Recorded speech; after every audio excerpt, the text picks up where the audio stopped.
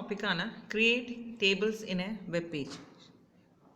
എങ്ങനെയാണ് നമ്മളൊരു വെബ് പേജിൽ ടേബിൾസ് ഉണ്ടാക്കുക. അപ്പം ചാപ്റ്ററിൽ നമ്മൾ തുടക്കത്തിൽ പഠിച്ചു എങ്ങനെയാണ് ഒരു ലിസ്റ്റ് ഉണ്ടാക്കുക, order list, unorder list, definition ലിസ്റ്റൊക്കെ എങ്ങനെ ഉണ്ടാക്കും.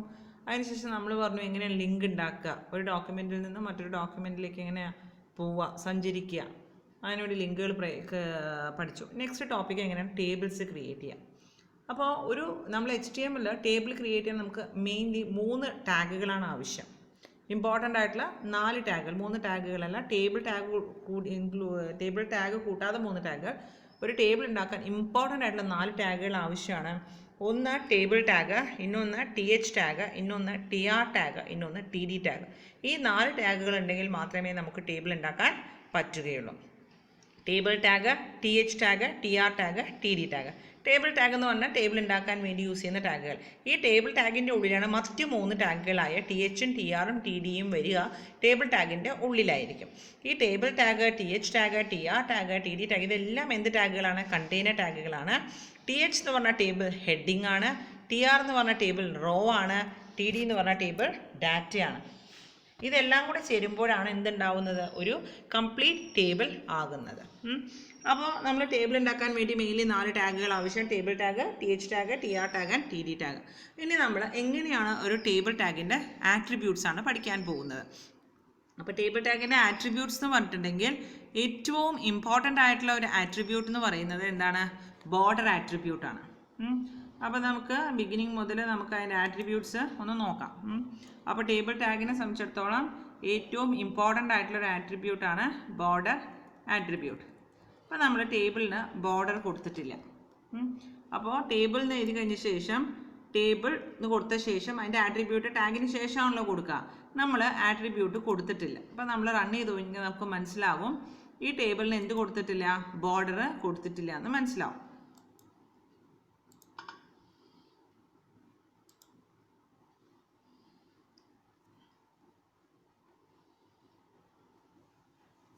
ഇപ്പം നമ്മൾ കണ്ടോ ഈ ടേബിൾ നമ്മൾ ബോർഡർ കൊടുത്തിട്ടില്ല. ബോർഡർ കൊടുക്കുമ്പോൾ ഇത് ഇങ്ങനെ വരും ടേബിൾ. അപ്പോൾ ടേബിളിൽ നമ്മൾ നിർബന്ധമായും എന്ത് കൊടുത്തിരിക്കണം? ബോർഡർ കൊടുത്തിരിക്കണം. അപ്പോൾ നമ്മൾ table border is equal to 1 എപ്പോഴും നിർബന്ധമായും കൊടുക്കേണ്ട ഒരു ആട്രിബ്യൂട്ടാണ് ടേബിൾ ബോർഡർ എന്ന് പറയുന്ന ആട്രിബ്യൂട്ട്. ഇപ്പോൾ കണ്ടോ ബോർഡർ വന്നു. ഈ ബോർഡർ ഇസ് ഈക്വൽ ടു 1ൻ്റെ സ്ഥാനത്ത് ബോർഡർ 1ൻ്റെ വാല്യൂ നമ്മൾ 5 ആക്കുകയാണെങ്കിൽ എന്ത് കൂടും?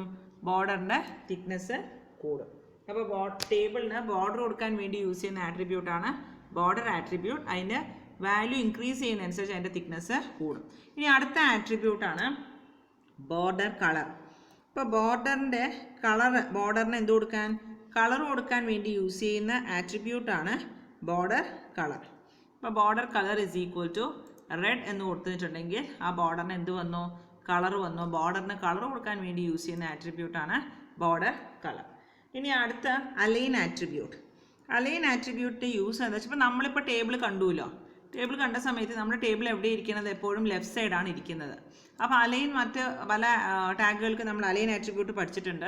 Align is equal to left, right, centre, middle എന്നൊക്കെ പറഞ്ഞാൽ അലൈനിന് പല വാല്യൂസ് കൊടുക്കും. പക്ഷേ ഒരു ടേബിളിന് അലൈൻ വാല്യൂ കൊടുത്തിട്ടില്ല എന്നുണ്ടെങ്കിൽ ഡീഫോൾട്ടായിട്ട് വെറുതെ ടേബിൾ കൊടുത്തു കഴിഞ്ഞാൽ ടേബിൾ എപ്പോഴും സ്ക്രീനിൻ്റെ ലെഫ്റ്റ് സൈഡിലായിരിക്കും വരിക. അപ്പോൾ നമ്മൾ align is equal to centre എന്ന് കൊടുത്തിട്ടുണ്ടെങ്കിൽ നമ്മൾ എവിടെ വരും? നമ്മുടെ ടേബിൾ സ്ക്രീനിൻ്റെ സെൻറ്ററിൽ വന്നു കേട്ടോ. അപ്പോൾ ടേബിൾ സ്ക്രീനിൻ്റെ സെൻറ്ററിൽ വരാൻ വേണ്ടി യൂസ് ചെയ്യുന്ന ആട്രിബ്യൂട്ടാണ് അലൈൻ ആട്രിബ്യൂട്ട്. ഇനി BG കളർ. BG കളർ എന്ന് പറഞ്ഞിട്ടുണ്ടെങ്കിൽ ടേബിളിൻ്റെ ബാക്ക്ഗ്രൗണ്ടിന് കളർ കൊടുക്കാൻ വേണ്ടി യൂസ് ചെയ്യുന്ന ആട്രിബ്യൂട്ടാണ് BG കളർ. ബാക്ക്ഗ്രൗണ്ടിന് കളർ, ടേബിളിൻ്റെ ബാക്ക്ഗ്രൗണ്ടിന് കണ്ടോ കളർ കൊടുക്കാൻ വേണ്ടി യൂസ് ചെയ്യുന്ന ആട്രിബ്യൂട്ടാണ് BG കളർ. ബാക്ക്ഗ്രൗണ്ടിന് കളർ കൊടുക്കാൻ വേണ്ടി യൂസ് ചെയ്യുന്ന ആട്രിബ്യൂട്ട് ഇസ് BG കളർ. ഇനി അടുത്ത ആട്രിബ്യൂട്ടാണ് ബാക്ക്ഗ്രൗണ്ട്. ബാക്ക്ഗ്രൗണ്ട് ഇതിനു മുമ്പ് നമ്മൾ പഠിച്ചിട്ടുണ്ട്. എവിടെയാണ് പഠിച്ചത്? ബോഡി ടാഗിലാണ് നമ്മൾ ബാക്ക്ഗ്രൗണ്ട് പഠിച്ചിരിക്കുന്നത്. അവിടെ പഠിച്ച പോലെ തന്നെ ബാക്ക്ഗ്രൗണ്ടിൽ എന്ത് കൊടുക്കാൻ വേണ്ടി യൂസ് ചെയ്യുന്നതാണ്? ബാക്ക്ഗ്രൗണ്ടിൽ ഇമേജ് കൊടുക്കാൻ വേണ്ടി യൂസ് ചെയ്യുന്ന ആട്രിബ്യൂട്ടാണ് എന്തെന്ന്? നമ്മുടെ ബാക്ക്ഗ്രൗണ്ട് ആട്രിബ്യൂട്ട്.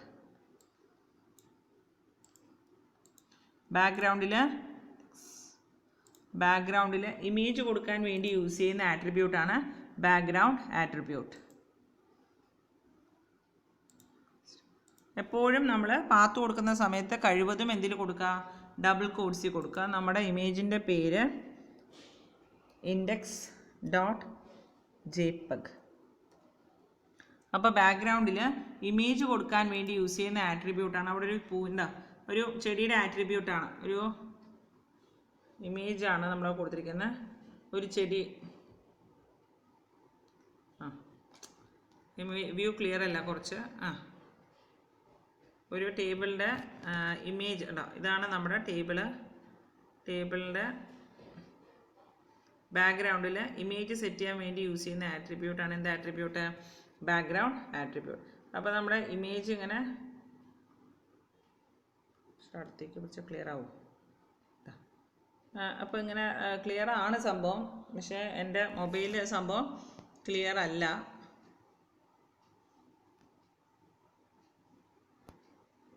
ഇങ്ങനെ വരും. അപ്പോൾ നമ്മൾ ഈ സാധനം കൊടുത്തു കഴിഞ്ഞാൽ ബാക്കിയുള്ളതൊന്നും കാണാൻ പറ്റില്ല, നമുക്കത് ക്ലിയർ ആവില്ല.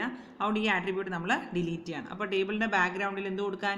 ഇമേജ് കൊടുക്കാൻ വേണ്ടി യൂസ് ചെയ്യുന്നത്, അതായത് നമ്മൾ ബോഡി ടാഗിൽ കൊടുത്തില്ല, അതേപോലെ ബാക്ക്ഗ്രൗണ്ടിൽ ഇമേജ് കൊടുക്കാൻ വേണ്ടി യൂസ് ചെയ്യുന്ന ആട്രിബ്യൂട്ടാണ് ബാക്ക്ഗ്രൗണ്ട് ആട്രിബ്യൂട്ട്. അപ്പോൾ അത് നിങ്ങൾ മറക്കരുത്. ഇനി അടുത്ത ആട്രിബ്യൂട്ടാണ് സെൽ സ്പേസിങ്. സെൽ സ്പേസിംഗ് എന്ന് പറഞ്ഞാൽ പേര് പോലെ തന്നെ സെല്ലുകൾ തമ്മിലുള്ള സ്പേസ് കൂട്ടാനും കുറയ്ക്കാനും അത് അഡ്ജസ്റ്റ് ചെയ്യാൻ വേണ്ടി യൂസ് ചെയ്യുന്ന ആട്രിബ്യൂട്ടാണ് സെൽ സ്പേസിംഗ്. ഇപ്പോൾ നമ്മൾ നേരത്തെ കണ്ട ടേബിളല്ല കാണുകയുണ്ടോ, സെല്ലുകൾ തമ്മിൽ ഈ സ്പേസ്, അതായത് ഈ സെല്ലിൻ്റെ ഈ ബോർഡറും അല്ലേ, ആദ്യത്തെ സെല്ലിൻ്റെ ബോർഡർ രണ്ടാമത്തെ സെല്ലിൻ്റെ ബോർഡറും തമ്മിലുള്ള സ്പേസ് അഡ്ജസ്റ്റ് ചെയ്യാൻ വേണ്ടി, ഈ ഇവരുടെ തമ്മിലുള്ള ഡിസ്റ്റൻസ്, ഒരു സെല്ലും തൊട്ടടുത്ത സെല്ലും തമ്മിലുള്ള സ്പേസ് അഡ്ജസ്റ്റ് ചെയ്യാൻ വേണ്ടി യൂസ് ചെയ്യുന്ന ആട്രിബ്യൂട്ടാണ് സെൽ സ്പേസിംഗ്. ഇപ്പോൾ സെൽ സ്പേസിങ്ങിൻ്റെ വാല്യൂ 10 കൊടുക്കുകയാണെങ്കിൽ എന്ത് കൂടും? സെല്ലുകൾ തമ്മിലുള്ള ഡിസ്റ്റൻസ് കൂടും. നേരത്തെ കണ്ടതിനെക്കാട്ടും എന്ത് കൂടി? സെല്ലുകൾ. ഇത് ഓരോ പെട്ടികളെയുമാണ് നമ്മൾ എന്തെന്ന് പറയുന്നത്? ഓരോ സെല്ലുകൾ എന്ന് പറയുന്നത്. അപ്പോൾ സെല്ലുകൾ തമ്മിലുള്ള സ്പേസ് കൂട്ടാൻ വേണ്ടി യൂസ് ചെയ്യുന്ന ആട്രിബ്യൂട്ടാണ് എന്ത്? Cell spacing. അതിൻ്റെ value in terms of pixels ആണ്. അപ്പോൾ സെല്ലുകൾ തമ്മിലുള്ള സ്പേസ് കൂട്ടാൻ വേണ്ടി യൂസ് ചെയ്യുന്ന ആട്രിബ്യൂട്ടാണ് എന്ത്? Cell spacing. ഇനി അടുത്ത ആട്രിബ്യൂട്ടാണ് സെൽ പാഡിങ്. സെൽ പാഡിങ് എന്ന് പറഞ്ഞിട്ടുണ്ടെങ്കിൽ സെല്ലിൻ്റെ അകത്തുള്ള കണ്ടൻറ്റും അതിൻ്റെ ബോർഡറും തമ്മിലുള്ള സ്പേസ് കൂട്ടാൻ, അതായത് ഇതാണ് സെല്ലിൻ്റെ അകത്തുള്ള കണ്ടൻറ്റ്, ഈ കണ്ടൻറ്റും ഇതിൻ്റെ ബോർഡറും തമ്മിലുള്ള സ്പേസ്, ഇതാണ് സെല്ലിൻ്റെ ബോർഡർ, അതിൻ്റെ ചുറ്റുമുള്ള വര, ഈ ബോർഡറും ഇതിൻ്റെ അകത്തുള്ള കണ്ടൻറ്റും തമ്മിലുള്ള സ്പേസ് അഡ്ജസ്റ്റ് ചെയ്യാൻ വേണ്ടി യൂസ് ചെയ്യുന്ന ആട്രിബ്യൂട്ടാണ് സെൽ പാഡിങ്. നമ്മൾ നോക്കിക്കഴിഞ്ഞാൽ അത് പിന്നെയും അതിൻ്റെ ഉണ്ടോ, ഈ സെല്ലും അതിൻ്റെ സെല്ലിൻ്റെ അകത്തുള്ള കണ്ടൻറ്റും അതിൻ്റെ ബോർഡറും തമ്മിലുള്ള സ്പേസ് എന്ത് ചെയ്ത് കൂടി, നമ്മൾ വാല്യൂ കൂടുന്നതനുസരിച്ച് ഈ കണ്ടൻറ്റ് മിഡിലോട്ടും ഈ ബോർഡർ ഇങ്ങനെ ഡിസ്റ്റൻസ് കൂടി വരും. അപ്പോൾ സെൽ സ്പേസിംഗ് എന്ന് പറഞ്ഞാൽ സെൽ സ്പേസിംഗ് പറഞ്ഞാൽ രണ്ട് സെല്ലുകൾ തമ്മിലുള്ള സ്പേസ് അഡ്ജസ്റ്റ് ചെയ്യാൻ വേണ്ടി. സെൽ സ്പേസിംഗ് എന്ന് പറഞ്ഞാൽ എന്താണ്? ഇതൊരു സെല്ലാണ്, ഇതൊരു സെല്ല്, ഇവർ തമ്മിലുള്ള സ്പേസ് കൂട്ടാൻ വേണ്ടി സെൽ സ്പേസിങ്ങും സെല്ലിൻ്റെ അകത്തുള്ള കണ്ടൻറ്റും അതിൻ്റെ ബോർഡറും തമ്മിലുള്ള സ്പേസ് അഡ്ജസ്റ്റ് ചെയ്യാൻ വേണ്ടി യൂസ് ചെയ്യുന്നതാണ് സെൽ പാഡിംഗ് എന്ന് പറയുന്നത്. ഇപ്പോൾ cell spacing, cell padding. Then width and height. വിഡ്ത്തും ഹൈറ്റ് നമ്മൾ ഇമേജിൽ പഠിച്ചിരുന്നു അല്ലേ. വിഡ്ത്ത് ഈസ് ഈക്വൽ ടു ടേബിളിൻ്റെ വിഡ്ത്ത്, അത് പിക്സൽസിലും കൊടുക്കാം, അതേപോലെ തന്നെ പെർസെൻറ്റേജിലും കൊടുക്കാം. ടേബിളിൻ്റെ വിഡ്ത്ത് കൂട്ടാൻ വേണ്ടി യൂസ് ചെയ്യുന്ന ആട്രിബ്യൂട്ടാണ് വിഡ്ത്ത് ആട്രിബ്യൂട്ട്. അപ്പോൾ ടേബിളിൻ്റെ വീതി കൂടി, 100 പിക്സൽസ് പറഞ്ഞാൽ വളരെ കുറഞ്ഞൊരു ക്വാണ്ടിറ്റിയാണ്, അത് നമുക്ക് അറിയാൻ പറ്റില്ല. അതേപോലെ തന്നെ ടേബിളിൻ്റെ ഹൈറ്റ് കൂട്ടാൻ വേണ്ടി യൂസ് ചെയ്യുന്ന ആട്രിബ്യൂട്ടാണ് ഹൈറ്റ് ആട്രിബ്യൂട്ട്. അപ്പോൾ ടേബിളിൻ്റെ ഹൈറ്റ് കൂടി, ഇപ്പോൾ 500 കൊടുത്ത സമയത്ത് നല്ല കൂടി, അതേസമയം നമ്മൾ വിഡ്ത്ത് 100 കൊടുത്ത സ്ഥാനത്ത് 500 കൊടുത്തിരുന്നെങ്കിൽ എന്ത് സംഭവിക്കും?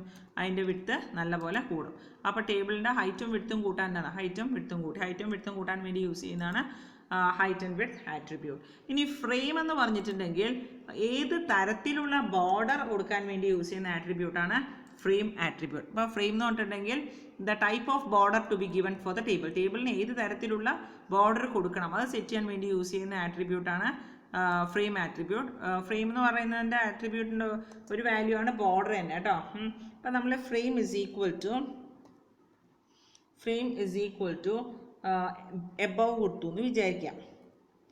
Frame is equal to above എന്ന് കൊടുത്തു കഴിഞ്ഞിട്ടുണ്ടെങ്കിൽ എന്ത് ചെയ്യുള്ളൂ? നമ്മുടെ ടേബിളിൽ എന്ത് മാത്രമേ വരുള്ളൂ? എബവ് ഉണ്ടോ, ഇവിടെ ഒരു റോ വന്നിട്ടുണ്ട്, മുകളിൽ മാത്രമേ എന്ത് വരുള്ളൂ? ബോർഡർ വരുള്ളൂ. ഏത് തരത്തിലുള്ള ബോർഡർ വരാൻ വേണ്ടി. ഇപ്പോൾ ഫ്രെയിം ഇസ് ഈക്വൽ ടു നമ്മൾ ബിലോ കൊടുത്തു. Frame is equal to below കൊടുത്തു കഴിഞ്ഞിട്ടുണ്ടെങ്കിൽ എവിടെ മാത്രമേ ബോർഡർ വരുള്ളൂ? നമുക്ക് ബിലോ കണ്ടോ, താഴെ മാത്രം സൂക്ഷിച്ച് നോക്കിയാലേ കാണുള്ളൂ, താഴെ മാത്രമാണ് ഒരു റെഡ് ലൈന് വരുന്നത്. അപ്പോൾ ഏത് തരത്തിലുള്ള ബോർഡർ കൊടുക്കാൻ വേണ്ടി യൂസ് ചെയ്യുന്നതാണ് ഫ്രെയിം ആട്രിബ്യൂട്ട് കേട്ടോ. എബോവ് എന്ന് കൊടുത്തു കഴിഞ്ഞാൽ ടേബിളിൻ്റെ മുകളിൽ മാത്രം, ബോർഡറിൻ്റെ മുകളിൽ മാത്രമേ വരുള്ളൂ. ബിലോ കൊടുത്തു കഴിഞ്ഞിട്ടുണ്ടെങ്കിൽ എവിടെ വരുള്ളൂ, താഴെ മാത്രമേ വരുള്ളൂ. ഹെഡ് സൈഡ്സ് എന്ന് പറഞ്ഞിട്ടുണ്ടെങ്കിൽ ഇപ്പോൾ frame is equal to head sides. Head sides എന്ന് പറഞ്ഞാൽ എന്താണ്?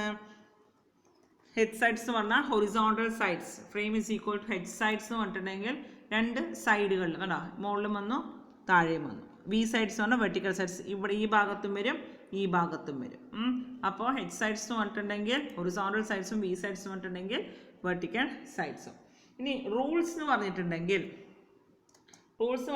ഈ ടേബിളിൻ്റെ കോളങ്ങളുടെ ഇടയ്ക്ക് റൂൾസ് എന്ന് പറഞ്ഞിട്ടുണ്ടെങ്കിൽ ടേബിളിൻ്റെ ഓരോ കോളമിൽ ഇതിൻ്റെ ഇടയ്ക്ക് വരകൾ കൊടുക്കാൻ വേണ്ടി യൂസ് ചെയ്യുന്ന ആട്രിബ്യൂട്ടാണ് റൂൾസ്.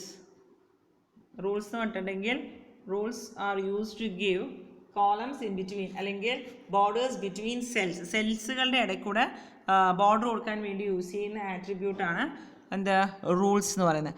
ഇപ്പോൾ rules is equal to cols നമ്മൾ കൊടുത്തു കഴിഞ്ഞാൽ എന്ത് സംഭവിക്കും? കോളങ്ങൾക്ക് മാത്രം റൂൾസ് വരും, മനസ്സിലായില്ലേ? അതേസമയം rules is equal to rows എന്ന് കൊടുത്തു കഴിഞ്ഞാൽ എന്ത് വരും? റോകൾക്ക് മാത്രം എന്ത് വരും? ബോർഡർ വരും. അപ്പോൾ റൂൾസ് എന്ന് പറഞ്ഞിട്ടുണ്ടെങ്കിൽ സെൽസിൻ്റെ ഇടയ്ക്ക് വര കൊടുക്കാൻ വേണ്ടി യൂസ് ചെയ്യുന്നതാണ് എന്ത് റൂൾസ് എന്ന് പറയുന്നത്. അപ്പം നമ്മൾ ഈ റോസും അതേപോലെ ഫ്രെയിം കൊടുക്കുന്നതിനും റൂൾസ് കൊടുക്കുന്നതിനെക്കാട്ടും നല്ലത് നമ്മുടെ ആരെ കൊടുക്കാനാണ്? ബോർഡർ ഇസ് ഈക്വൽ ടു ഒരു വാല്യൂ കൊടുക്കുക. ദാറ്റ് ഈസ് ഏറ്റവും നല്ലത്. അപ്പോൾ നമുക്ക് നല്ല ചന്തമുള്ള ഒരു ടേബിള് ചുറ്റും നല്ല ബോർഡറൊക്കെ ആയിട്ട് വരും, മനസ്സിലായില്ലേ? അപ്പോൾ ഇത്രയാണ് ടേബിൾ ടാഗിൻ്റെ ആട്രിബ്യൂട്ട്സ്. വളരെ ഇമ്പോർട്ടൻ്റ് ആണ്. നമ്മൾക്ക് എല്ലാ എക്സാമിനും ഒരു ടേബിൾ ഉണ്ടാക്കാൻ ചോദിക്കും. അപ്പോൾ ടേബിളിൻ്റെ ആട്രിബ്യൂട്ട്സ് നമ്മൾ പഠിച്ചു.